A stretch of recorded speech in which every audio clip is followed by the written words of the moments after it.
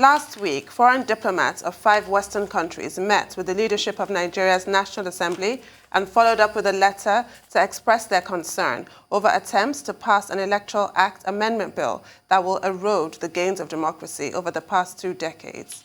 But even as pressure is being piled on the legislature to do the right thing, it will be recalled that in 2016, President Muhammadu Buhari had set up a 24-member committee on Constitution and Electoral Reforms, led by former Senate President, Senator Ken Nnamani.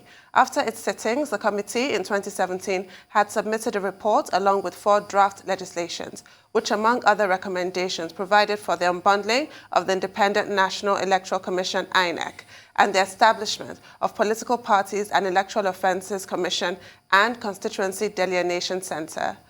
All the 4 bills were expected to have been submitted to the President by the Attorney General of the Federation and Minister of Justice, Abubakar Malami, for onward transmission to the National Assembly as executive bills.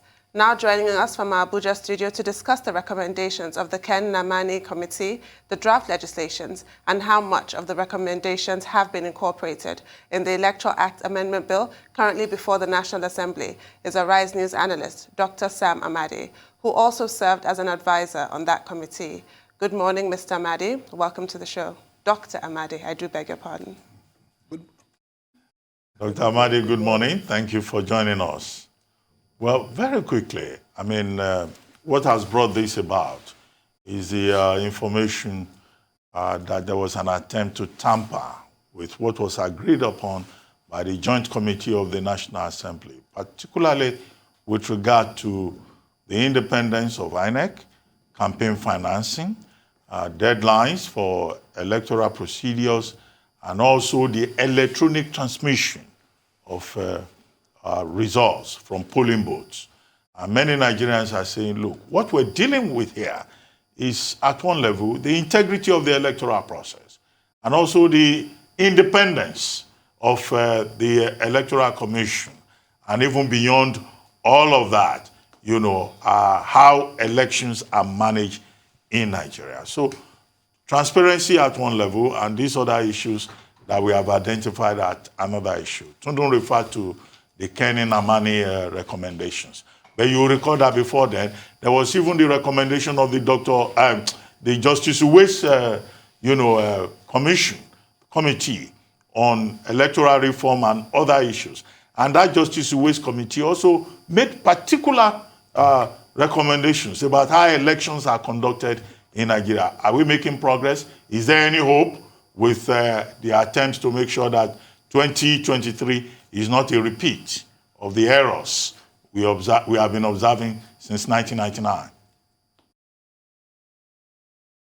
Thank you very much. First, let me start with some clarification. I used to be associate professor at BASE. I'm no longer at BASE. I'm director of Abuja School of Social and Political Thoughts. Okay. Yeah, well, you didn't inform anybody. Of course, you moved. You potted without letting your friends know. I moved. Well, congratulations on your new appointment. That's true. But thank you. But more than that, I'm a Rise News analyst, and also I was advisor to the committee. Now, quickly, this committee built on the work of WAYS and several other committees. And by the way, the membership, Ken Nnamani, of course, many of the APC members, PDP members, including civil society leaders like Esther, the late Esther, and of course the director of legal from INEC participated. So this is like a review committee that had mandate to update on where we are on electoral reform. And it built a lot around WAYS. For instance, on the independence of the INEC arising from the model of INEC we have, the committee looked at WAYS, and don't forget that WAYS recommended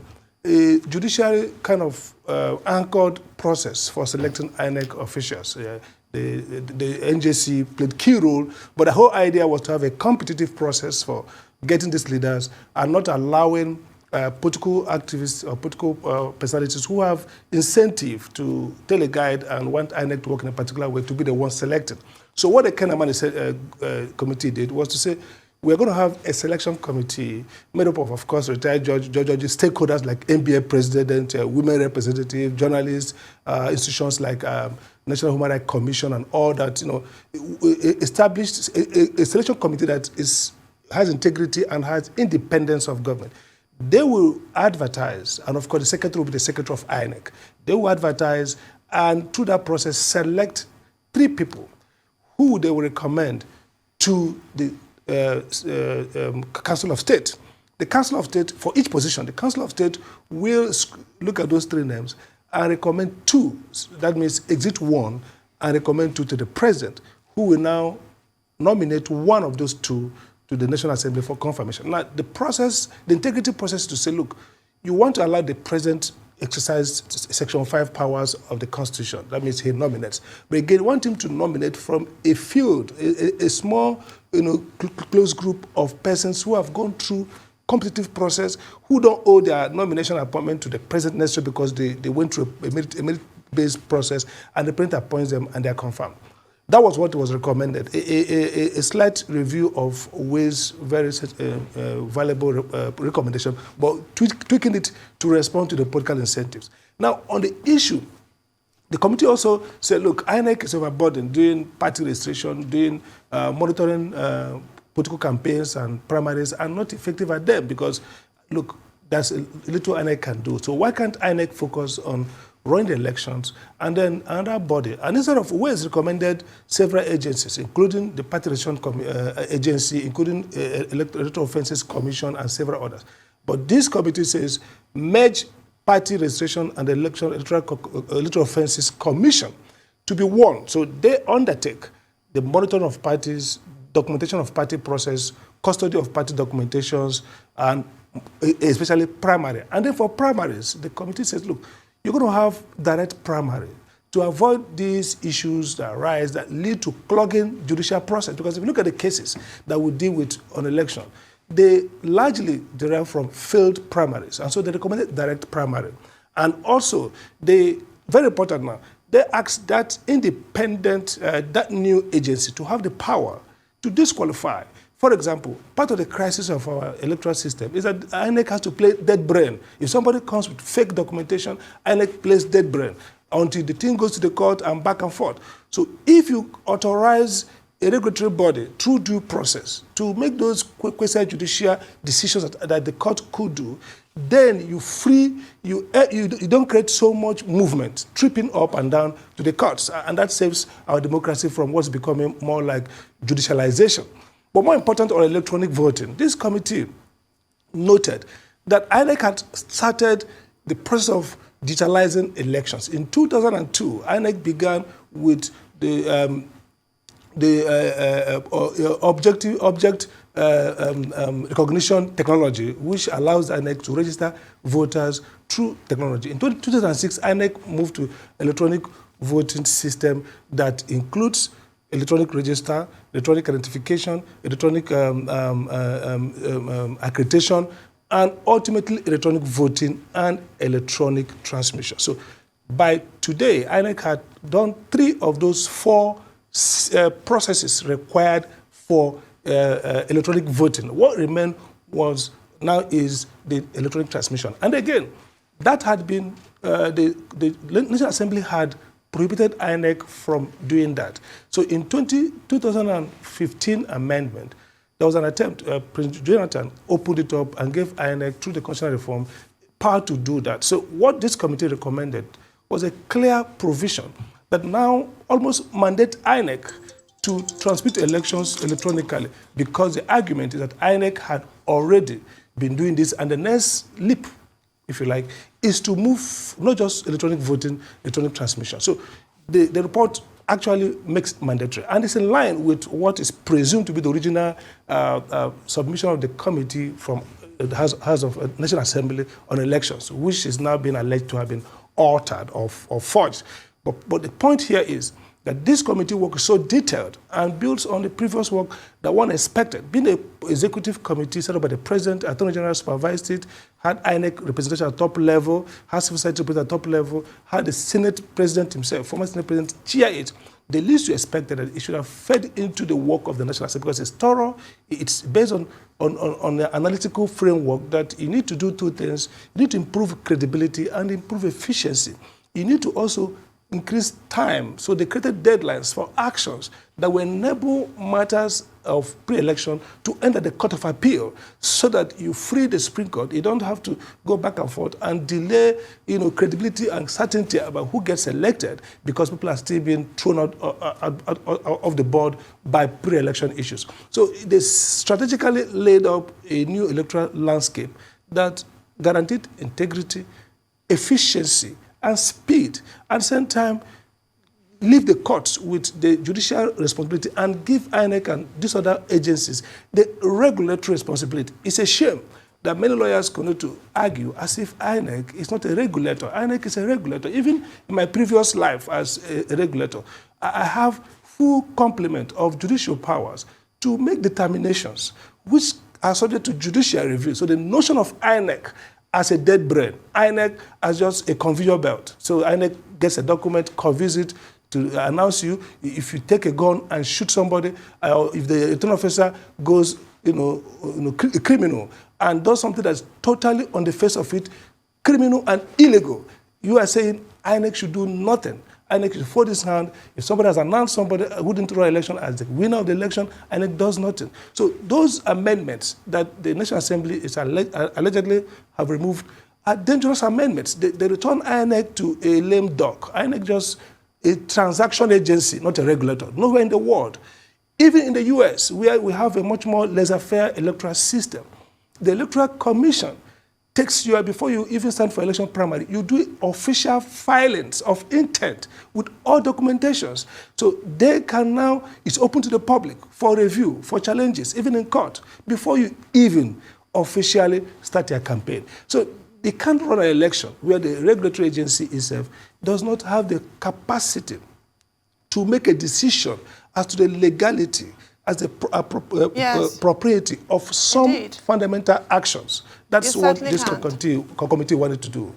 INEC is completely hamstrung, but I want, I want your thoughts as a member of that committee, the Ken Nnamani committee, and all the painstaking work you did. You just gave us an overview, a very brief overview, but you went into vast detail. How do you feel about the fact that it's clear that the electoral system we operate in Nigeria was deliberately created and it's been deliberately sustained so that we can have what your committee described as a place of manipulation where votes are manufactured, votes are suppressed? How do you feel about all the work that you did and the fact that, as you recommended, INEC being unbundled before 2023, right now does not have a hope in hell of happening?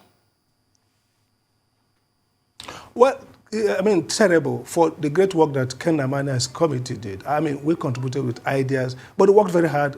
They had public hearing, documentation review. They had a very expansive claim one core and plaque provided very efficient backstopping facilities, and everything now seemed to have been wasted. Again, this is a committee set up by Mr. President himself under the authorization and advice and authorization of the Attorney General, who is the chief legal officer, who has a responsibility for masterminding the legal framework for almost virtually everything we do as a country.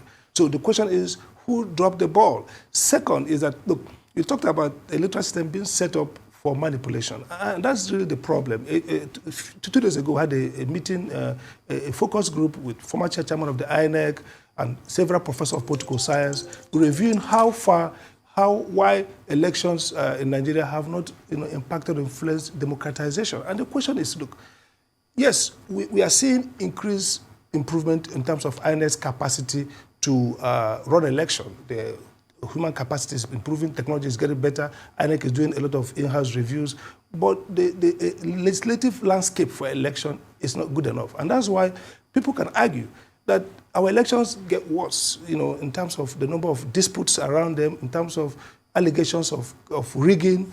We had a big debate, PDP, APC, over server or no server. That debate could have been unnecessary if you had electronic transmission. Again, people argue. So the point then is it that elections are set up to fail? And again, if you look at the literature on elections and democracy, the critical thing about election is competitiveness. If elections are not competitive, you better have autocracy. People talk about China, the democracy paradox. China is not a democracy, no elections. But China's system has enough incentive for meritocracy. So public officials know that they will be assessed at the next level by what they produce. So even though it's not democratic, it has functional incentives for delivering on mandates. Now, if you run an election that is not competitive, it's worse than autocracy because it lacks the incentive for performance. Why would people perform if the election is not competitive and it's a guaranteed election for them? So it's dangerous, not just for democracy, also for conflict resolution. The key thing about elections are no longer about whether they deliver democracy dividend. It's that elections are the most powerful conflict avoidance and conflict resolution mechanism. If people know in the next 4 years they are likely going to have a change of government through their agency, then they are likely not going to go into extra legal, extra constitutional contestation for power, whether in terms of secession. But if people know that, look, they are precluded by the electoral system to engineer and facilitate change that they desire, to fight for justice within that construct, then they are going to be tempted to go towards extra-constitutional and illegal and oftentimes violent means to change the system. And that's why we talk about elections as a conflict resolution mechanism. And so what we are seeing in Nigeria today is that our leaders are blind to the fact that they are running a big risk by not having credible elections. Dr. Amadi, we'll need to take a short break. After the break, we'll come back to you. Please stay with us.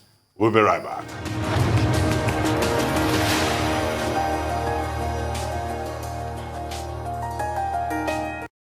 Welcome back. Still the morning show right on the Rise News channel. We've got our Rise News analyst, Dr. Sam Amadi. Dr. Sam Amadi, it's a pleasure, and it's very sad all you have said this morning about how low our electioneering process has become and our democracy in general. But I want to also talk to you about the money bit. You know, it looks as though they've been able to use the laws to clamp down on anything sane and transparent. Now they also want to use the financial muscle beat to be able to clap down. What in the world, what on God's earth will make an election cost 15 billion in a country where a lot of people can afford to live on less than, $2 per day? Very good question. And again, that brings back the point around party registration and regulatory commission or agency, however. The idea here is very simple. Two problems. One is the quantum.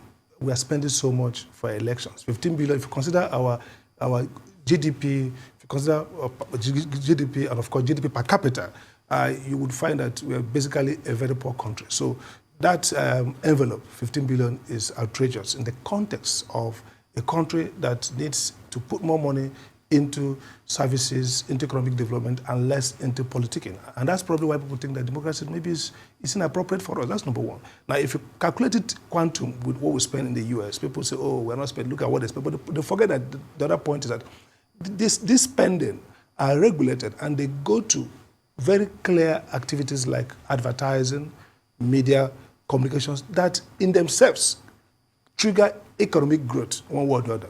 But most of our spend most of it goes to payouts to persons, corruption money.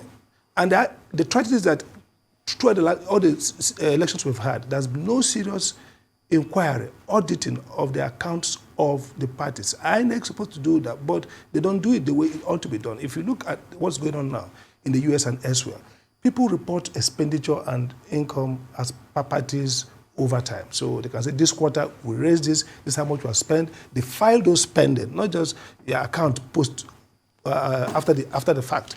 You file as you spend. So we need two things to do. One is to mark down the envelope such that it creates its incentive to overspend. So if you say, for example, that people should have like 5 billion minimum, maximum, or let's say 8 billion maximum for presidential election, it kind of throws cold water. It chills down the enthusiasm, the bubble for spending. And you match it up with a clear procedure for audit, a clear mandate, authorizing parties or mandating parties to file as a spend. So in a quarter, you must file 2 weeks after the quarter what you have spent. And this is where EFCC has to go to work. Most of these spend are in themselves illegal. because they go to bribe public officials. So these are offenses under the ICPC Act or under the Criminal Code. Some of them go to procure illegal activities, or some of them go to even offshore without passing through physical regimes that the central bank and regulators have put in place. So we are seeing crimes being committed in the name of campaign, and we are authorizing it. Now, the political effect of too much spending is that, look, it frees out political candidates who don't have that financing. And secondly, it entrenches corruption. This is the irony. It can't be fighting corruption like a country like Nigeria without zeroing on political corruption. That's what's driving corruption. So if people are going to amass this fighting fund to win election, whether as governor or senator, how on earth are they going to go into that office and become poorer, as they ought to be? You know, if you are a billionaire, you go into public office, 4 years, you are bound to be poorer if you had acted within the ethical bounds of that office. So how are people going to do that? Banks are freely funding campaigns, covert operations, without not funding in any realistic sense, not like campaign donation with their name and say we are donating X amount to support this party because we share their value. There are limitations for individual donation, corporate donations, and also even the U.S., the Supreme Court's position that equates campaign finance with speech is being ridiculed as enthroning what they call democracy by money, not for the people and not by the people. You know, the best democracy money can buy. So in Nigeria here, we should lead by, we are poor, we have no infrastructure, we are corrupt, the incentive for corruption is very high. Why should we so much monetize the political process to the tune of 15 billion? And for the National Assembly, the recommendation from the committee we had was about 5 billion to keep it 5 billion. For the leadership or whoever to balloon it to 15 billion, you know, seems to be like preparing a grant for what we are going to do. We know we are going to spend big, so we don't want to be caught by the law. But if we do spending, we're going to bring a lot more realism, common sense to campaign. Political aspirants will now reach out to people because they really know that there's so much, they have so little financial advantage. 5 billion, maybe all the parties, small parties, can muzzle it through public donation. So you don't have too much of financial advantage. And so you look at the real advantage that counts: name recognition, vision, communication, talking to people, policy that you provide for them to sign on to your platform, so that our campaigns will now have any link to real life, to what people care about. How many people, when they go on campaign, they don't even go to the people. They go to state stadium, big crowds, hired with so much money. They speak there and they leave. There's really no real state, local government campaign for the office of the president in that sense. Well, thank you very much, Dr. Sam Amadi, for joining us this morning on The Morning Show. Thank you very much indeed, and we wish you all the best with your new engagement. But you know that once you take a new engagement, it has implications. You have not washed it. You have to wash it. I'll wash it.